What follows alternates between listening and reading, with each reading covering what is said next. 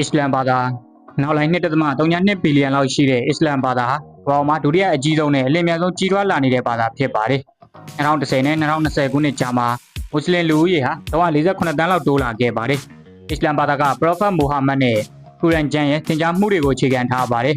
သူတို့ကဘုရားသခင်ကိုလက်နက်ချရှုံးပေးခြင်းနေ့စဉ်ဝတ်ပြုခြင်းပရိုက်တာလုပ်ငန်းရမသွန်ကာလမှာအစာရှောင်ခြင်းနဲ့မကာတို့ဖျားဘူးခရီးထွက်ခြင်းတို့ကိုလေးပေးပါတယ်အစ္စလမ်ဘာသာအရှေ့အလယ်ပိုင်းမြောက်အာဖရိကနဲ့အာရှအများစုမှာလွှမ်းမိုးထားပေမဲ့ဥရောပနဲ့မြောက်အမေရိကမှာလည်းရေးပါတဲ့တိုင်ဝမ်တွေရှိပါတယ်နိုင်ငံရေးအရရှာရီယာဥပဒေကအုပ်ချုပ်ရေးကိုလွှမ်းမိုးတဲ့နိုင်ငံအများပြားမှာအစ္စလမ်ဘာသာဟာအဓိကခန်းကဏ္ဍကနေပါဝင်ပါတယ်စီးပွားရေးအရမွတ်စလင်အများစုနေထိုင်တဲ့နိုင်ငံတွေကရေနံနဲ့တဘာဝတံငွေတွေလိုမဟာဗျူဟာမြောက်တယံဇာတာတွေကိုထိန်းချုပ်ထားပါတယ်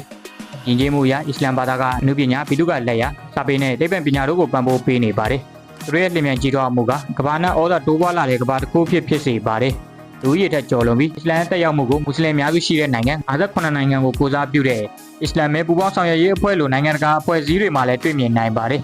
ရှာရီယာဥပဒေအခြေခံထားတဲ့အစ္စလမ်မဲဗန္ဒာရေးရဲ့ဩဇာလွှမ်းမိုးမှုကလည်းကမ္ဘာအနှံ့ကိုပြန့်နှံ့ခဲ့ပါတယ်နှစ်စဉ်နှစ်တိုင်းလူသန်းပေါင်းများစွာဟာမက္ကာမှာစုဝေးတဲ့ဟတ်ဖျားဘူးပွဲကအစ္စလမ်ဘာသာရဲ့စီလုံးညီညွတ်မှုနဲ့ခွန်အားကိုသင်္ကေတပြုပြီးကမ္ဘာလုံးဆိုင်ရာကိုယ်ပိုင်လက္ခဏာကိုအားကောင်းစေပါတယ်